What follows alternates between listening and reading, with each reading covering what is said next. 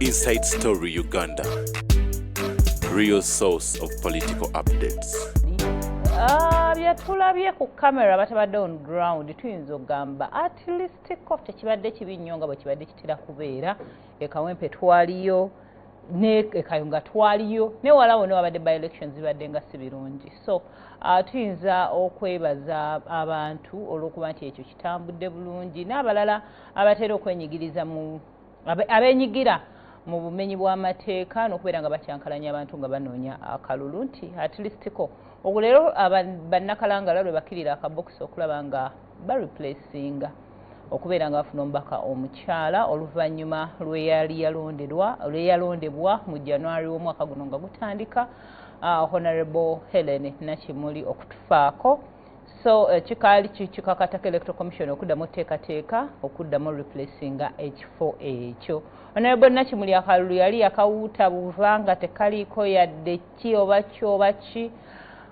naye twakoma okulaba nga lisiti y'abali bagenda olayira erinnya kweriri n'olunaku lwaliko naye ng'omuntu ye taliiwo. Kibi nnyo kibi ddala tukyasaba nnyo Mukama Katonda musonyiwe byamusabako amuwe n'ekiwumulo eky'emirembe but life has to go on wano wetuli olunaku olwaleero. Honorable Zambali Bless y'omukasa gwenna mu studio z'olunaku olwaleero katubuuzeeko tutandika okutematema ensonga sansokula mukwano nange neesiimye nnyo abalabi ba Sanyuka TV ndi wa mukisa kukyazibwako ku programu yaffe eno Ssekanyolya gwe muwanvu tubuulire ebyekibuga era nsuubira ndowooza producer wa Shene ekigambo gye yakijja Ssekanyolya luyimba olutwaluyimanga nga tukyali baana bato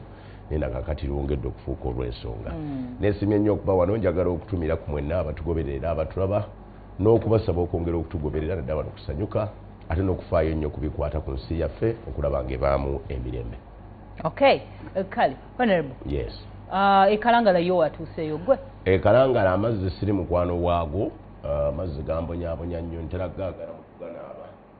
nakuganywa. Naye ndina abakulembeze abali ku ground badde njogerako ne Honorable Betty Rudalima ali e Bujumba singa tubadde mwanika ati nandibadde mbako ebirala byenkubuuza naye engeri gye tuli Morning Express kankwesojo anikati yeyo noona yeyisaawo yo buli kimu uncensored nojja kubimbuza Sheno ng'ewedde nja kubikwano kubanga bannange ogaa toli mukwano gwago mazaago naye omukuganaaba ngaagala n'okuganywa. Okay, kale but ensonga real valid abantu batiira ddala badde ndaba omanye ebizinga 82 okubitambulako nakyo si kyangu ku disitulikiti eyo ennamba wadde abaliyo bantegeeza nti ebizinga 62 biriko abantu ebirala abantu tebaliyo biriko bibira n'ebirala naye olukalu bangambye tebikozesebwa bituuse era okulonda kugenda kutandika mu bbanga eritali ddene. Coordinatinga nani eyo atuwa ku update? Ndi ne Honorable Nakwedde ndi ne Honorable Betty Nalima ndi ne mukulu wa biiku Buwembo Ssabakozi w'ekibiina kya National Unity Platform ndi ne Jjajja Ismail Ayagalachi Honorable tujjukira bakulidde babasinga obungi bagenze ongera okuyambako okulaba akalulu ako nga kakumibwa ne election management team yaffe yonna eriko Honorable John Mary Sebuufu gye bali abatutegeeza ebigambo nga bwe bigenda ddala obulungi bange nti ssaawa 2 kati okulonda kugenda kutandika babadde bakyateekayo ebikozesebwa ekibadde kyabalemeseza okutandika nti etteeka ligamba bwe baba bagenda okubikkula obusanduuko obwo wateekwa okubeerawo abantu ekitono nnyo wakiri 10 kati bwe baba tebannawera balindako okuggyako nga mwenyini ba agent babeesimbyewo mukkaanya bwe mubo babatandubwa nti byonna tubirabye biryokke mulyoke muggulewo naye kiba kyetaagisaawo abantu abasookawo abalonzi kwegamba abalonzi abo babadde tebannajja bangi awo balina okulondera nti wadde newaakubadde akalu kabaddemu ng'ebbugumu naye okulonda kuyinza okutafaanana kuli okwa 221 olw'ebyo ebyaliwo naye nga ebirala bikyatambuzibwa okugenda eri mu bifo ebyokubizinga okulonda kulyoke kutandika ebyo byenfunye buli kimu balina tambulira ku mazzi era buli kimu mazzi ova ku kizinga ekimu nodda ku kizinga ekirala era obeera ku kaata ako akayingini ne kakutwala Mukama n'akulungamya n'otuuka ewalala awe wavudde obuzibu wano okusala enakibogo wangu oba ku ddene naye kati wali otuula kali akatono oyogedde bulungi ogenda wali kakati okwata nga ogalabaawo nga gwotudde wano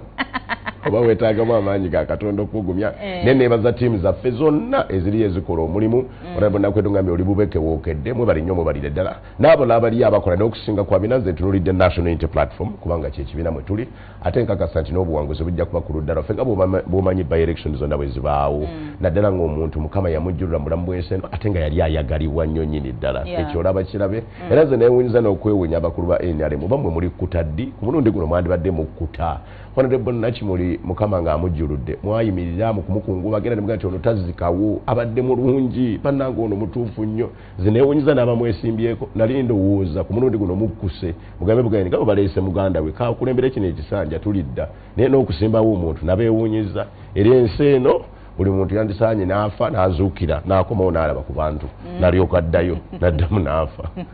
anti abamutuukiriza nti okufa kuba kuweddewo but bizinensi etambula tugenda mu maaso naye ngamba okusinziira ku bigambo ebirungi abantu bye baayogera mu kukungubagira Honorable Nakimuli nze n'adde nsubira ku mulundi guno bandibadde bakkuta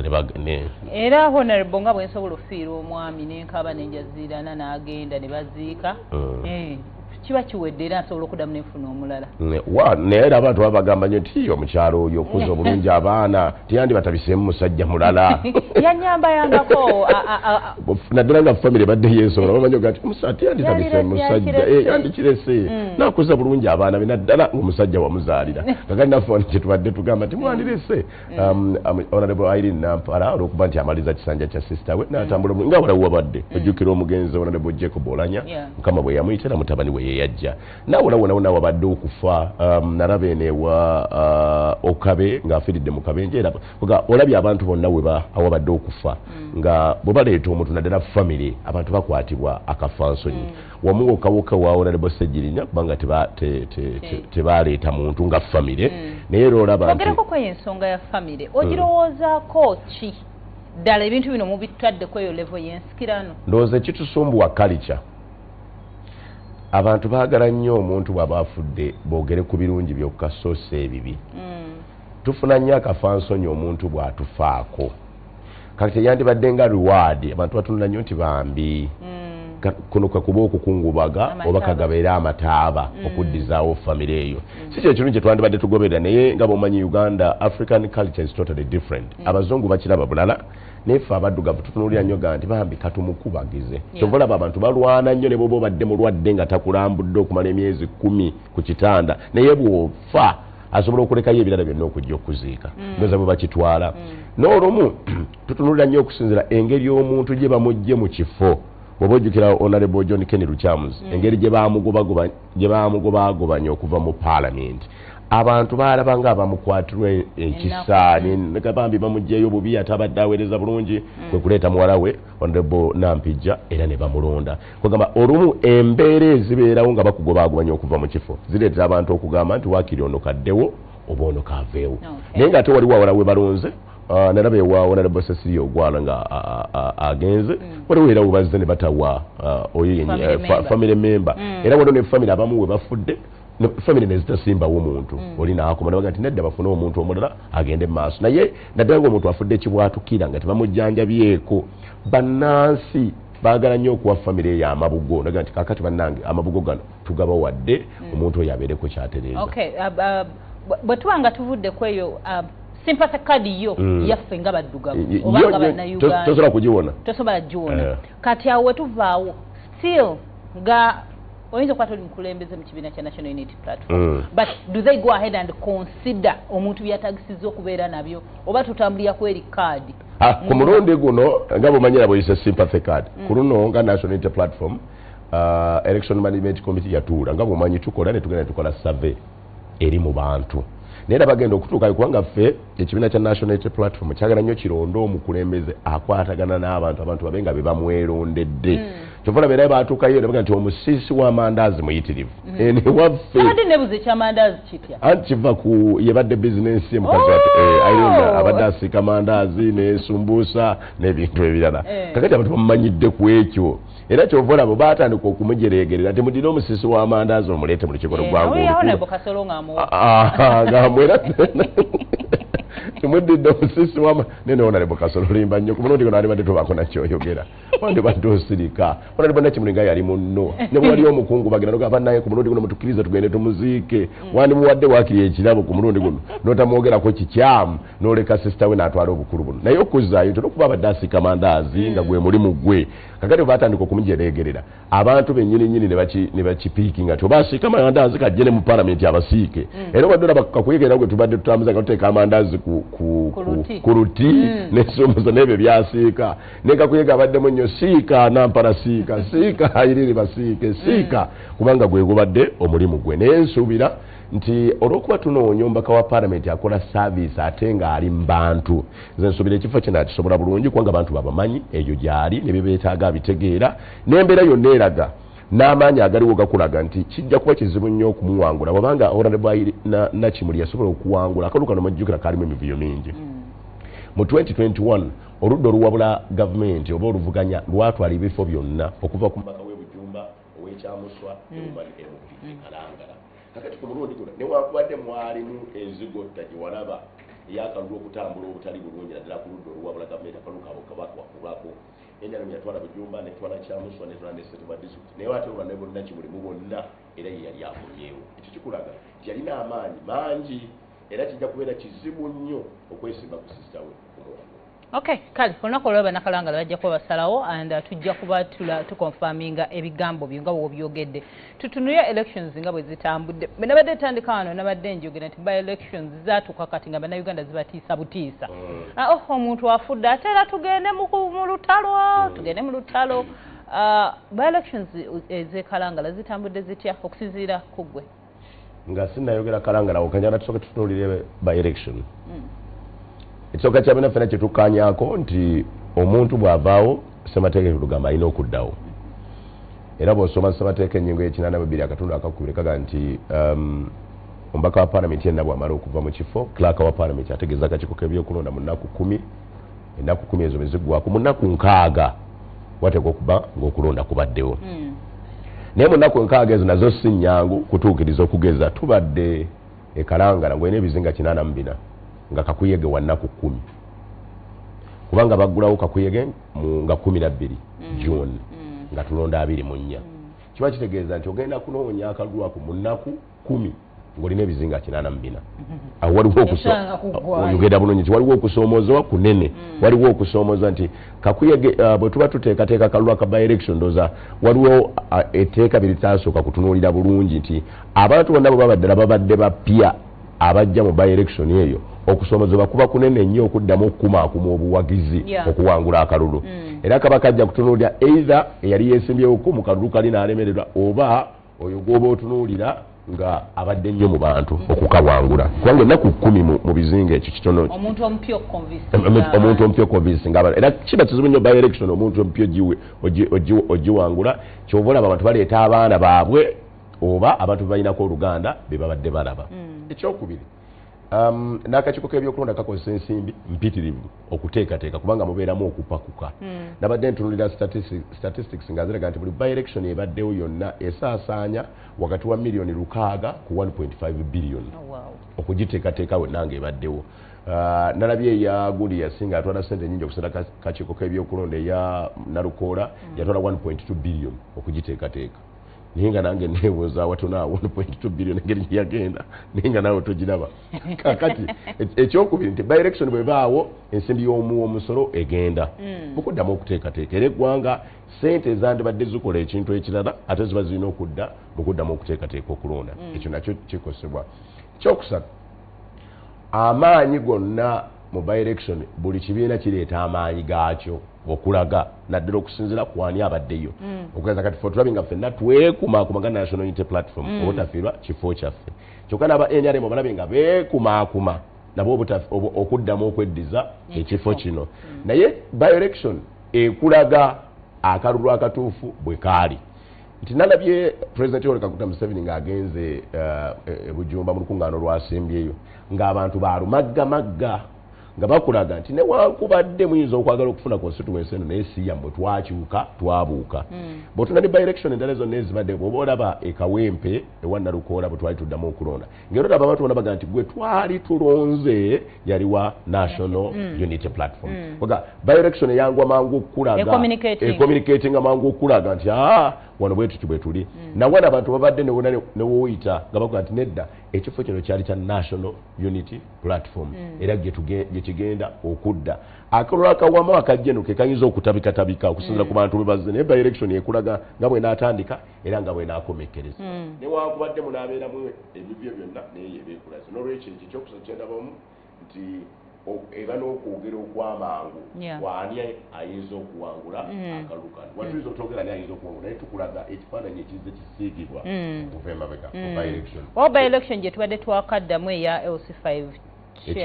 ekikuube naye matches era olabira ddala nga NRM yaddamu newankubadde nga National Unity Platform yegezezzaako nnyo neteeka y'amaanyi twasindiseyo n'abantu kwakuluno twabadde tukoze n'omukago ogwawamu honorable Asnas Nyakato owa PFF nga yeegatiddwako honorable Ismail Kasule owa ANT babaddeyo nnyo nga ku mulundi guno baga nga opposition katusukume omuntu waffe onaatuuke era kyabadde kizibu nnyo ng'abantu balinamu kiri twafiirwa ssentebe waffe mu kabenje kakati ekyo kyembadde nkuwa ekifaananyi kiba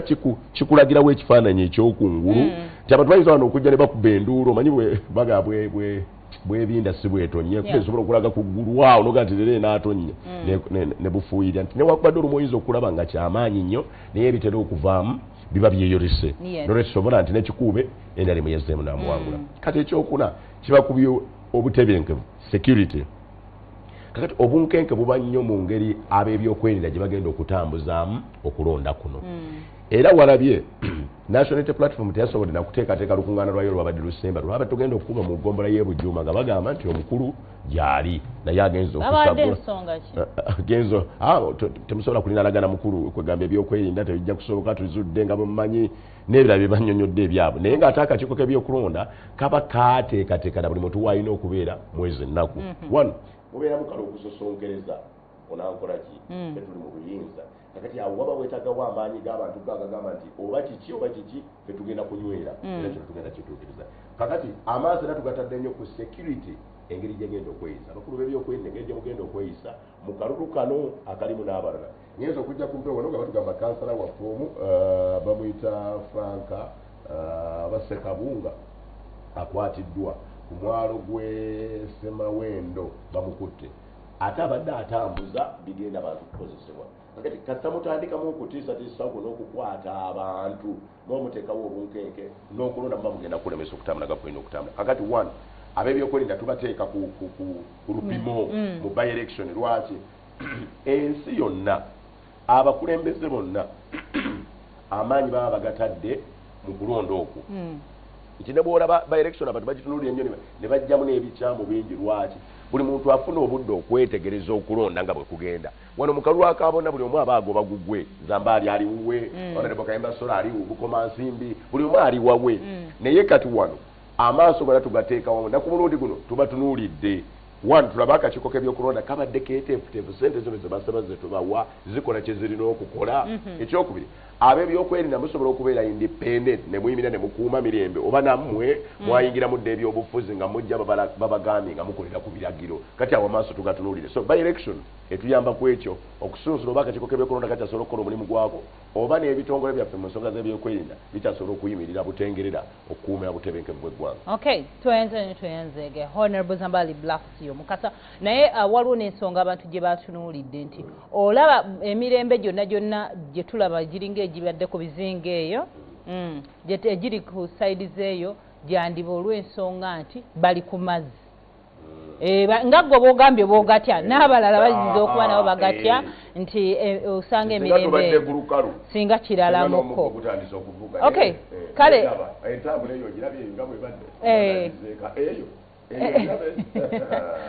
kale tugenda kuteekeramuko ka short break naye bwe tukoma waliwo ensonga gye twali twogerako wano nze n'ekkungu ne ŋŋamba ssente zonna nga bw'ozoogedde zigenda mu by elections na byonna bibeeramu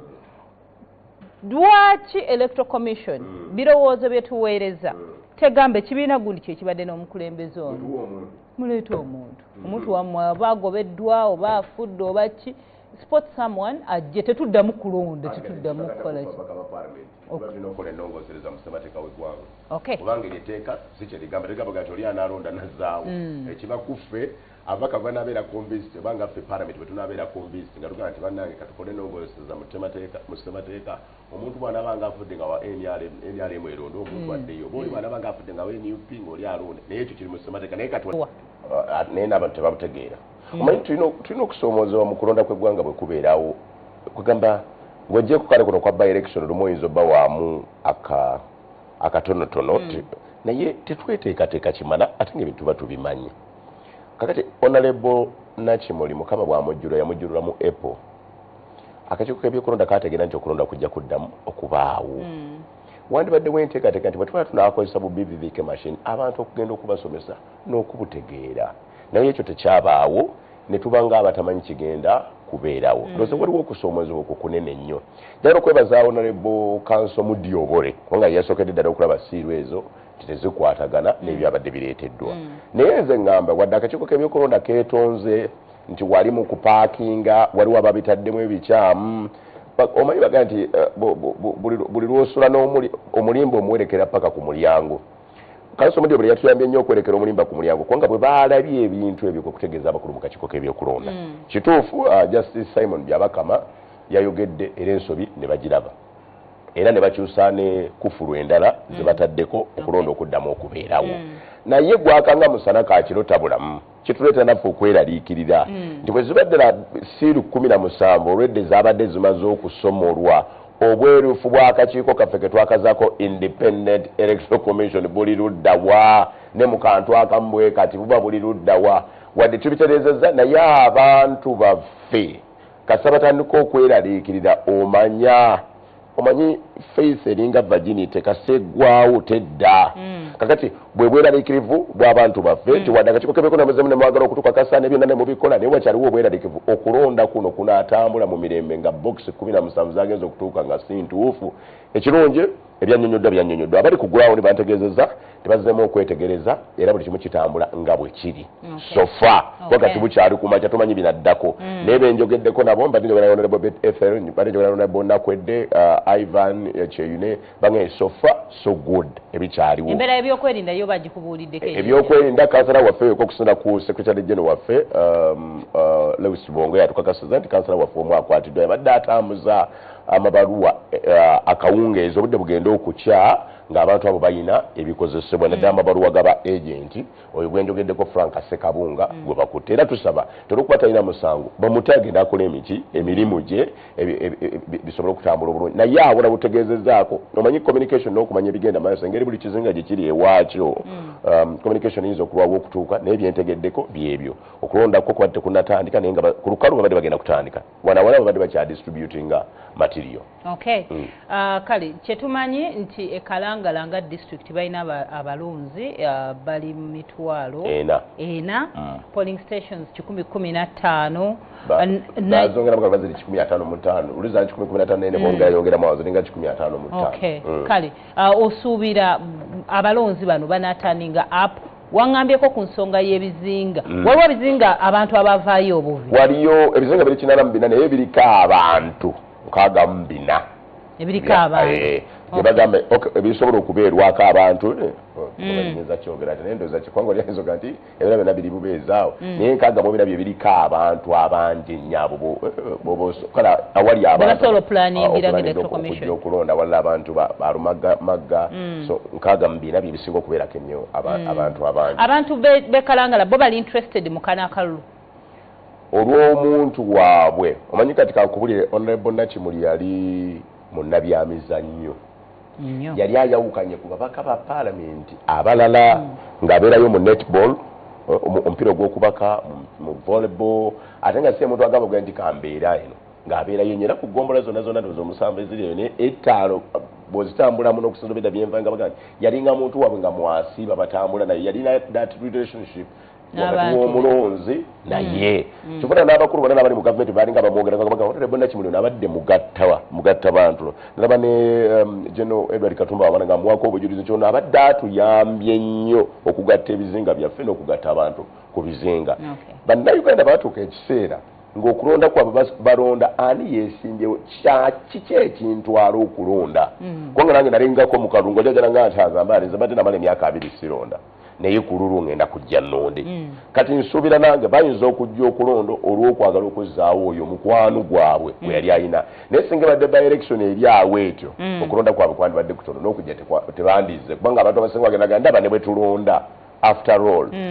nga batunuulira experience oba ebibaddewo mu kulonda kuli okukoza eki okuwedde nga baatejjukira naye yennyini gye tukyaliyo wakyaliyo okwemulugunya kunene nnyo ku byali ebijumba ku byali ekyamuswa ku byali ku Ssentebe disitulikiti yaabwe ebitaatambula buki bulungi amagye ge baayiwa amayitirivu ennyo nga bagenda okulangirira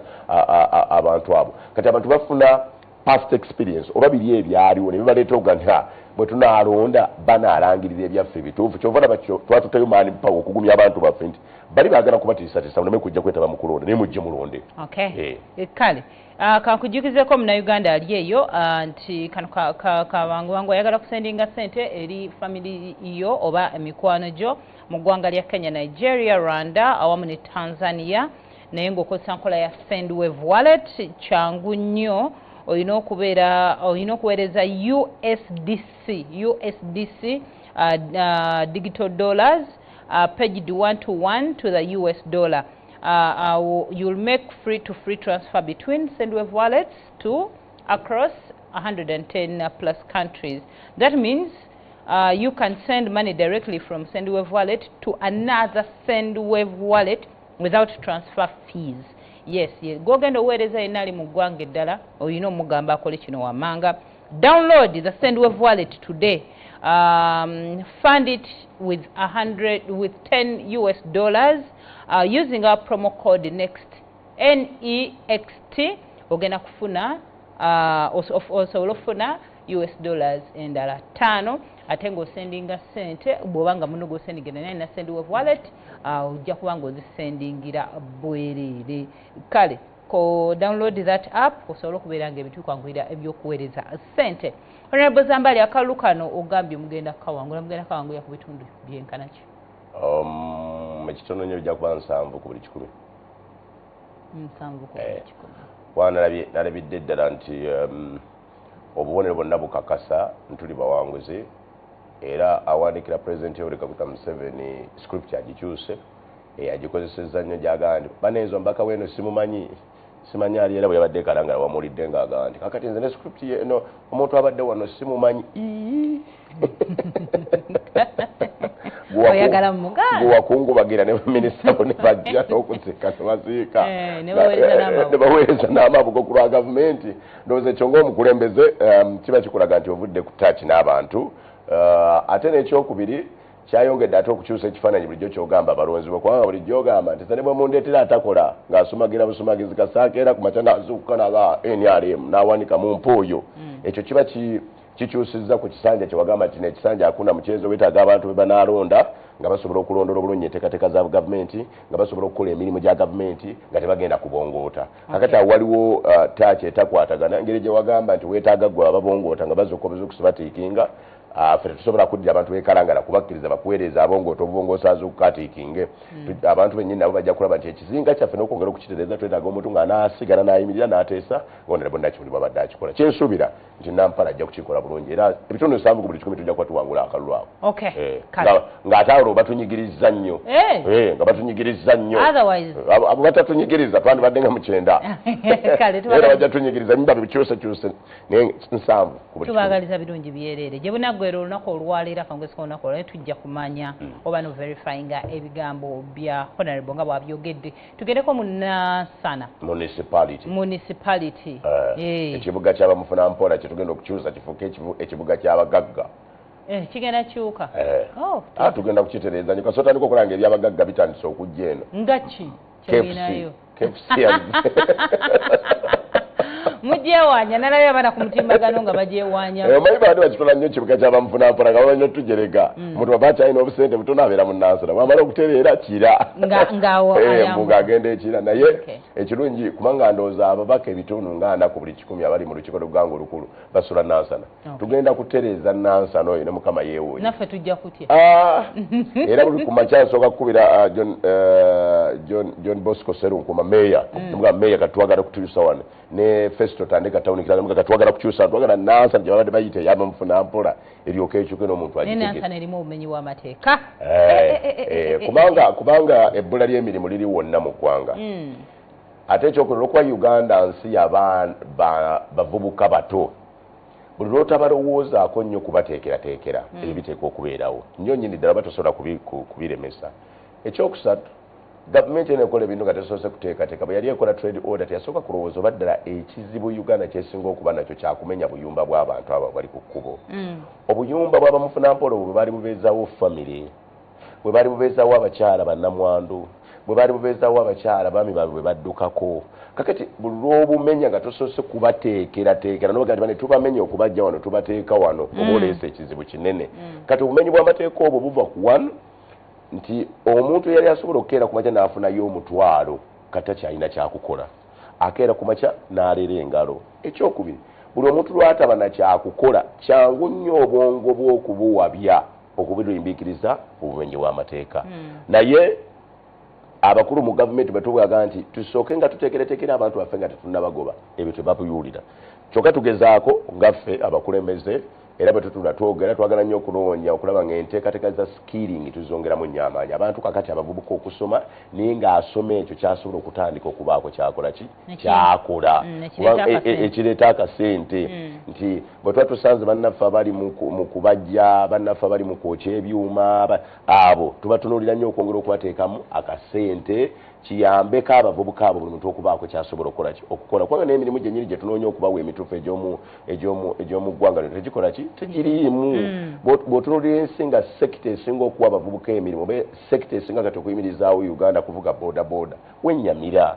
Ate nga n'omulimu gwennyini ogwa boodabooda ogusinga okuwa abantu emirimu ate nagwo wagwongedde n'ogufuula ekizibu. Mu musolo walabye nti boodabooda okugiwandiisa yavudde ku mitwalo 2 okutuuka ku mitwalo 5. Gw'oba oyongera bbula lya mirimu. President bw'oyimirira ku TV ngendo gandize neewunya abantu mulaga wa Dubai muno nayo ki wano balinawo ki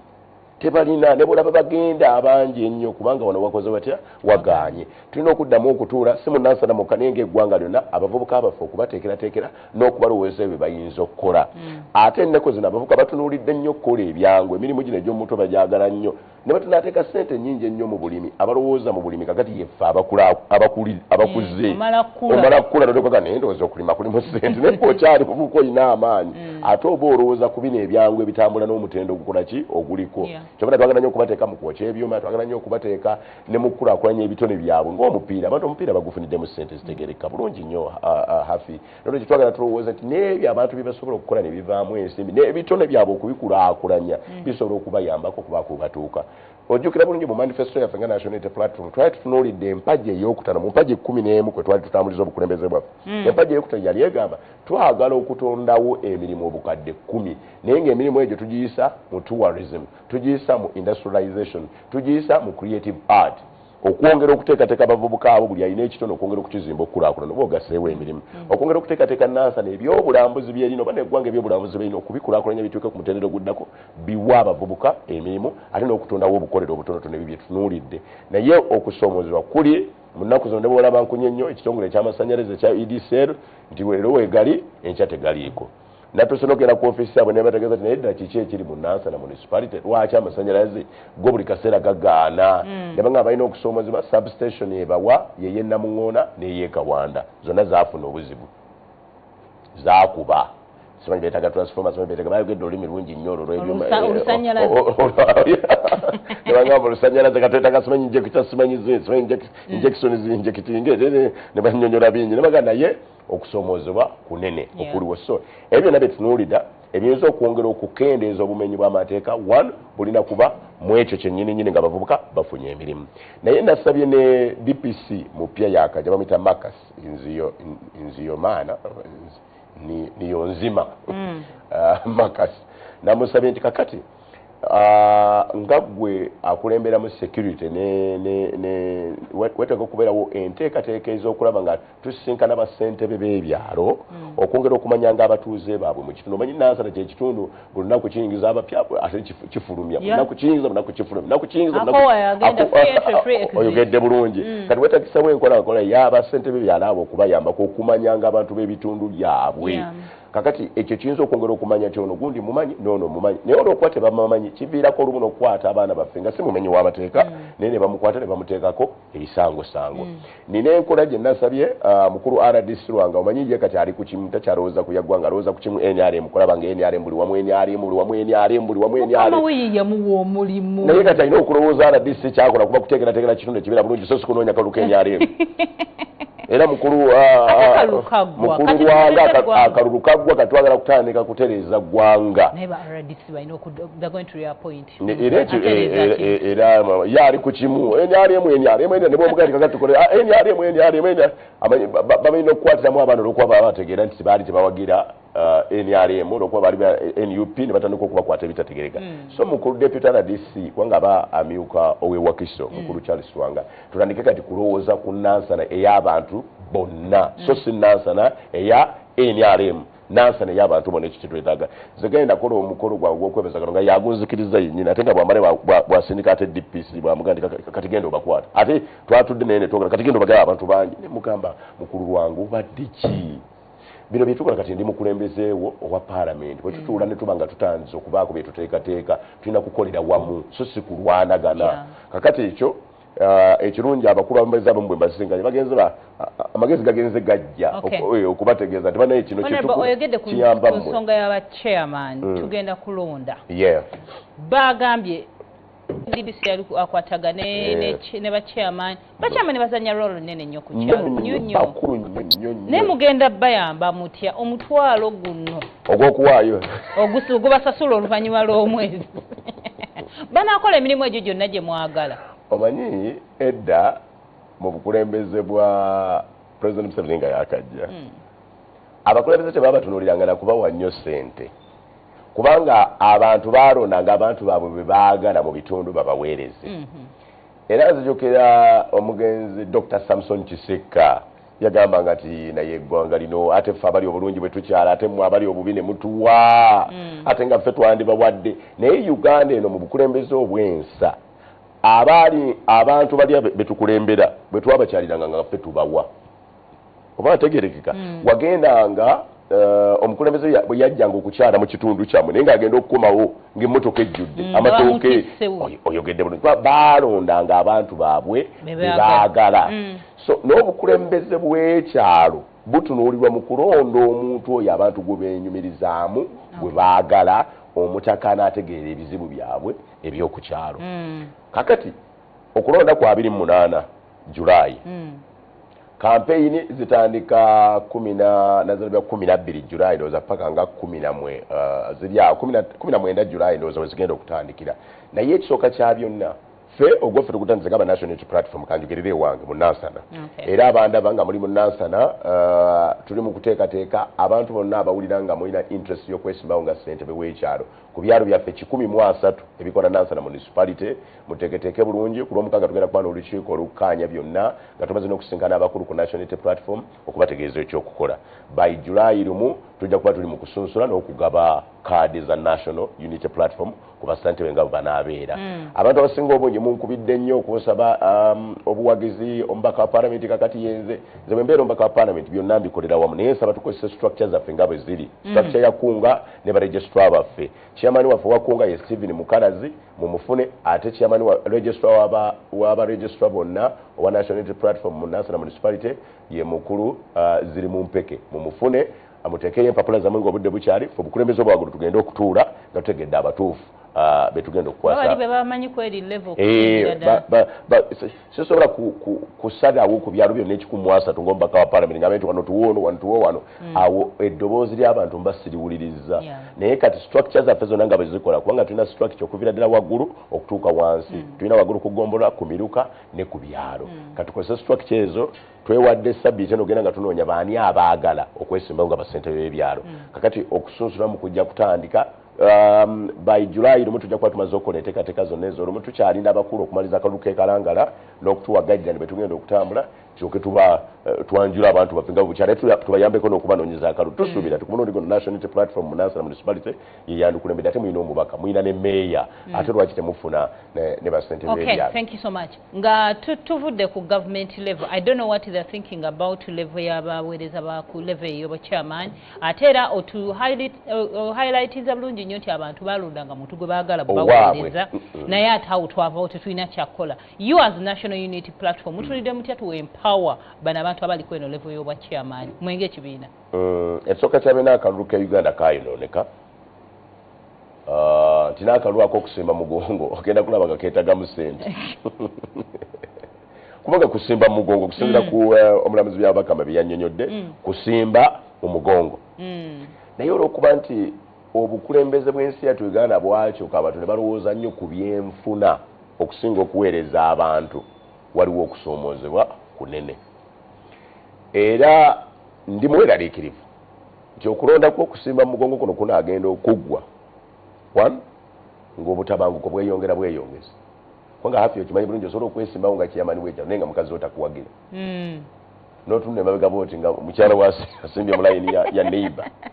Ekyo kigenda kubeera miggo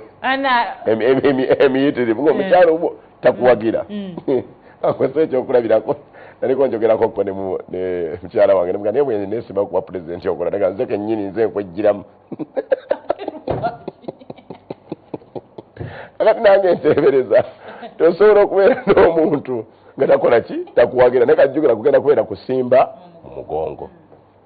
Kakati ekyo kigenda kuleetawo embeera etali nyangu. Walaba n'okutabanguka n'okulwanagana okwaliwo. Ekyokubiri security egenda kukaluubirizibwa nnyo kubanga bagamba musimba ne mubala ne mulyoka mulangirira. Nsuubira okulaba okubala kwa Dr. Tango Doi bw'oba okujjukira 15-23-74 kakati okona kw'okusoomoozebwa kunene okugenda okuteekako abantu nga beetegereza nnyo nnyini ddala. N'olwekyo ekyo kikulu nga tugenda mu kulonda kuno one soke tumanye abantu baffe engeri gye tugenda okubateekateekamu obulungi bassente b'ebyalo okulondebwako abo naye nze njagala okugamba bassente b'ebyalo okwesimbawo kwaffe kuno kubeere nga kulumirirwa ebyalo byaffe kubanga ssente bw'ekyalo gw'otandikirwako obukulembeze bwonna nga tunalowooza miruka. Ekyokubiri abantu bennyini babe nga bakwagadde nga bakutegeera era ng'ensonga zaabwe bamanyi bulungi ojja kusobola okuziggusa. Bwe munaakola ekyo mujja kuba mutuyambi. Tuwenze nnyo tuyenzeeko. Nange okoze obulungi obutagambika. Zaani gw'okyazizaako ku lwokusatu luno olw'ekitiibwa olunaku olw'amaanyi zaani zamba waabwe. Bane tetugenda kubanga tusukawo tuyenze erinnya liyiseetya zamba omanyi twakwagala nnyo angeri jakusalako ofisa zamba waabwe olwo zamba ali blasio gwe tubadde nayo lunaku olwaleero tuyenze nnyo akadde k'otuwadde n'okulambulula ensonga ezo nga bwe tuzitunuddemu tuli batuddamu olunaku olulala olunaku olw'enkya weetuli wano okutemeratemera nga akaluwe kanaba katambudde naye nga bannakalangala tubasaba ababyo